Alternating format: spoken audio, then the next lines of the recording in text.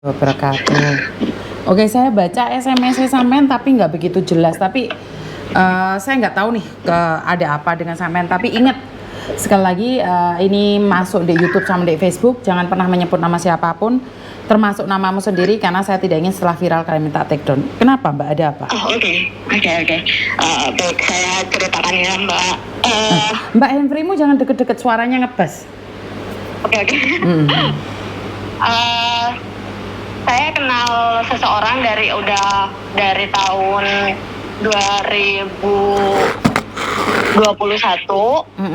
Nah, terus si A ini, si inisial N ini meminta tolong untuk meminjam sejumlah uang dan waktu itu saya bantu. Dan kemudian dia itu tidak membayarnya Mbak sampai sekian lama, sampai Mbak itu yang pertama kali. Handfree-mu jangan deket-deket Mbak, terlalu deket Mbak. Udah jauh Mbak. Mungkin Sudah, handfree-mu jepret-jepret. yang pertama kali. Terus? Itu yang pertama kali, terus yang kemudian itu yang pertama ya, setelah menghilang, dia juga mendatangi saya kembali untuk meminjam sebuah jumlah uang lagi, dan kebetulan saya itu ngerasa, oh iya saya percaya gitu aja Mbak. Saya kasih dua kalinya, dan setelah itu menghilang sampai saat ini. Kabar terakhir di bulan Maret, dia itu calling visa lagi. Pertamanya di Interminute pulang Indonesia. Terus Januari tahun kemarin dia mau calling visa, minta bantuan kepada saya untuk meminjam sejumlah uang lagi 1 juta rupiah untuk biaya proses pengiriman datanya ke Hong Kong. Masih saya bantu, dan bulan Mei itu masih ada chatannya, dia mengembalikan yang cuma 1 juta aja. Sedangkan total hutang dia jumlahnya itu 80.000 dolar Hong Kong, Mbak. Nah, udah sampai di situ sudah nggak bisa dihubungin lagi, tapi WA-nya aktif Mbak, tapi nggak pernah balas chat. Dan saya kira cuman saya saja ya korbannya, tapi ternyata ada beberapa orang lagi dengan orang yang sama. Nah, saya minta kita bertiga itu minta tolong sama Mbak, tolong dihubungi keluarganya untuk meminta kejelasan dia keberadaannya di mana, dan untuk bisa menyelesaikan masalahnya gitu Mbak. Gimana pun caranya kita juga ingin kejelasan ya, mau gimana, soalnya kita sama-sama butuh juga. Waktu itu dia minta tolong atas nama kemanusiaan, kita juga membantu gitu. Dan semua utangnya itu ada hitam di atas putih di saya. Tapi di teman saya tidak tahu ya ada hitam di atas putihnya, tapi di saya itu ada hitam di atas putih. Ada bukti seluruh chatan dia memohon dan meminta pinjam kepada saya, itu ada Mbak semuanya gitu. Oke.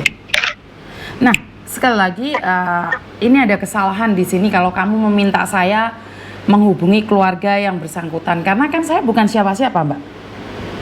Bener nggak? Iya paham Mbak, paham. Betul. Gimana ya?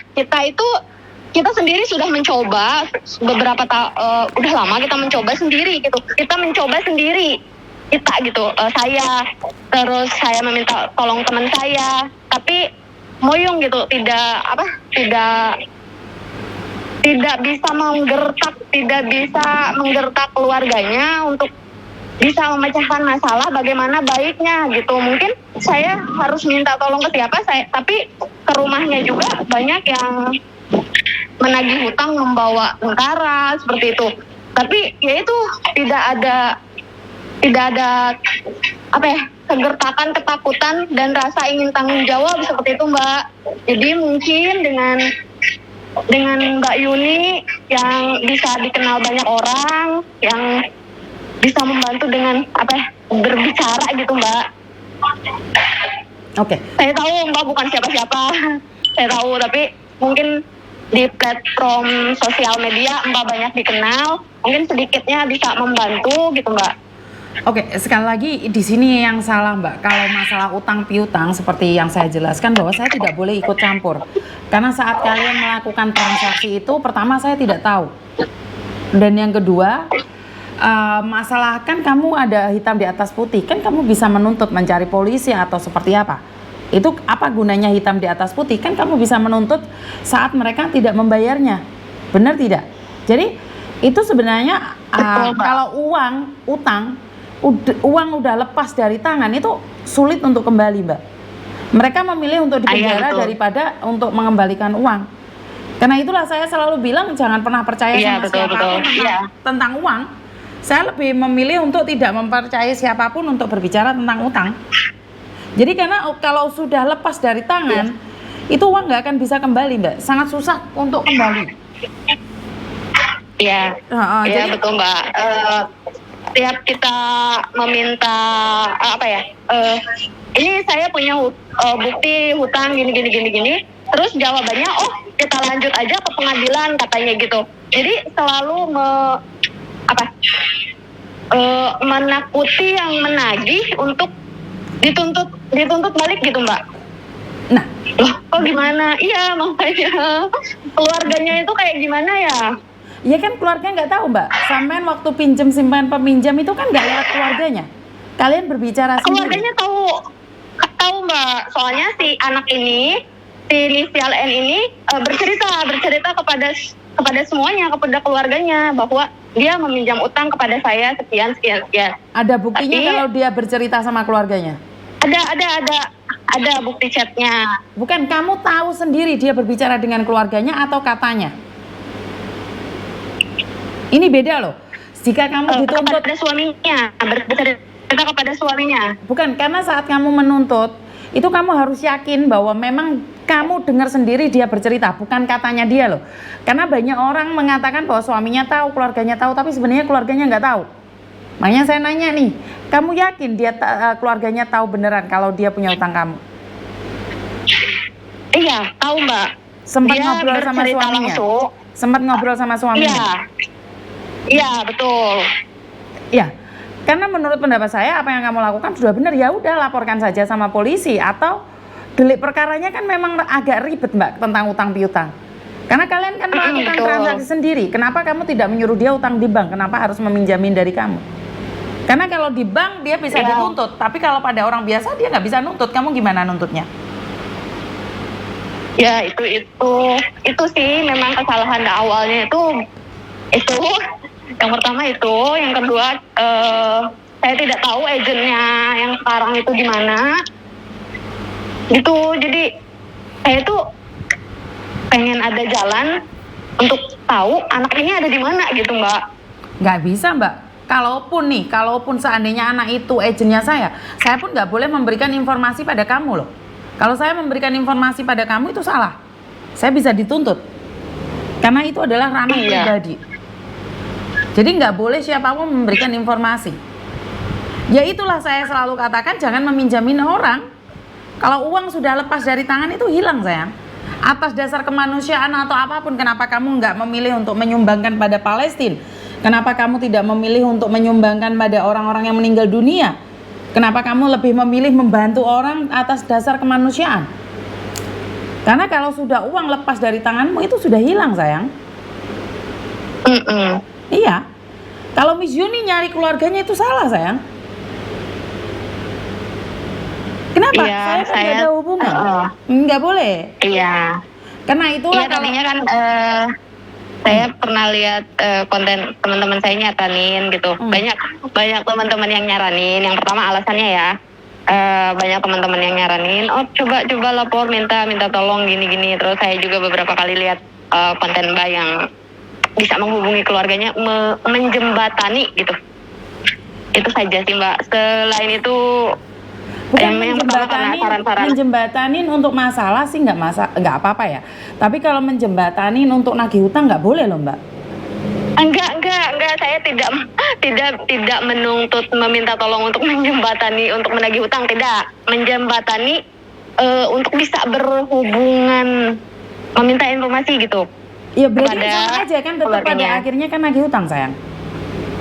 Untuk menanyakan informasi tentang, nah ini sekali lagi ini ada yang salah. Kalau kalian nih untuk kemarin saya menjembatani orang karena dia ditipu untuk ASN untuk pegawai negeri ini saya bisa menjembatanin pada korban dan pelaku. Tapi kalau ini pure nagih hutang nggak boleh saya nggak boleh. Karena saat utang piutang itu saya nggak terlibat di dalamnya sayang. Jadi kalau kalian bermasalah nih, ditipu nih, masalah penipuan, beli tanah atau dijanjikan jadi pegawai negeri ternyata enggak, saya kan ada koneksinya. Saya ada polisi, saya ada orang BUMN yang saya kenali, saya bisa minta bantuan. Lah kalau utang piutang gini gimana sayang? Kan nggak ada, saya nggak ada kenalan. Saya nggak kenal debt collector. Bener nggak? Jadi untuk menjembatani utang piutang dengan menjembatani orang tertipu itu beda loh. Ini kan utang piutang toh awalnya bukan ditipu kan kamu? Awalnya kan dia ngomong baik-baik sama kamu utang piutang. Iya. Bener nggak? Nah kalau masalah arisan bodong atau job TKL atau apa, saya akan menghubungi. Karena itu ranahnya penipuan. Lah kalau ini kan dia masih utang piutang yang secara pribadi sayang. Nah, kalau kalian mau, kalian bisa melaporkan anak ini pada KJRI. Kalian bertiga datang ke KJRI. Bisa melaporkan bisa ya, Mbak? itu. Nah, kenapa? Oke. Betul. Iya. Saya teman juga ada yang ngomong, kenapa lapor KJRI aja? Nah, saya itu benar-benar awam pengetahuan tentang soal itu ya, Mbak. Jadi kita bisa melaporkan ke KJRI gitu. Ya sekedar melapor. Saya nggak tahu apakah ditanganin atau tidak, tapi setidak-tidaknya kamu punya rekod bahwa kamu pernah melaporkan anak ini di KJRI. Nah, jika banyak orang yang ditipu, mungkin KJRI akan bertindak. Tapi sekali lagi KJRI adalah negara ya, di mana nggak yang diurusin nggak cuma satu. Ya kamu harus bersabar, di mana bukan hanya kamu satu orang yang ditanganin oleh KJRI. Ya sabar. Ditanganin atau tidak, saya kurang tahu. Karena ini sudah ranahnya utang piutang kalian secara pribadi. Ngapain ngutangin uang atas dasar kemanusiaan? Di luar sana banyak orang yang membutuhkan. Kenapa kamu harus membantu dia? Bener nggak sayang? Iya betul. Tapi ya jadi gimana ya? Jadi dia itu kayak yang satu orang ke teman saya itu buat operasi ibunya. Ibunya lagi di ICU. Gitu. Jangankan sampean ya Mbak ya, jangankan sampean, saya kasih tahu, saya itu bekerja di agent zaman dahulu, dan majikan itu dihapusin pembantunya ngomong bahwa ibunya masuk ICU, pinjem uang dan pulang, pinjem uang dan pulang ke Indonesia. Sama saya dia pinjem uang, tapi dia nggak ngomong sakit atau apapun, dia nggak berani karena saya agentnya. Nah setelah itu dia pinjem uang sama majikan, terus pulang ke Indonesia. Nah ini anak waktu pulang Indonesia nggak ngubungi saya, majikannya juga nggak ngubungi saya. Setelah apa yang terjadi, dia nggak balik lagi ke Hong Kong, majikannya nyari ke saya. Anak ini ibunya apa kecelakaan. Nah, kebetulan saya kenal sama keluarganya, tak telepon. Enggak, dia sehat-sehat aja. Paham nggak maksud saya? Jadi bukan hanya kamu aja ditipu, majikan itu bisa ditipu juga. Karena itu siapapun orangnya yang sudah berbicara tentang uang, tinggalkan. Walaupun dijanji apapun, nggak usah percaya. Ngerti? Mbak, ngerti. Ya, jadi itu aja majikan bisa ditipu loh Mbak. Itu saya kenal keluarganya, saya telepon keluarganya langsung loh. Saya tanya keluarganya, apakah ibunya kecelakaan meninggal dunia? Tidak. Itu pun dia anak kandungnya sendiri tega mengatakan ibunya meninggal.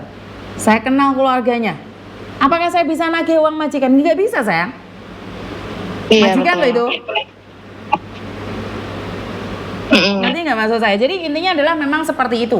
Kalau sudah berbicara tentang utang piutang, tidak ada sahabat, tidak ada teman, tidak ada saudara. Ngerti?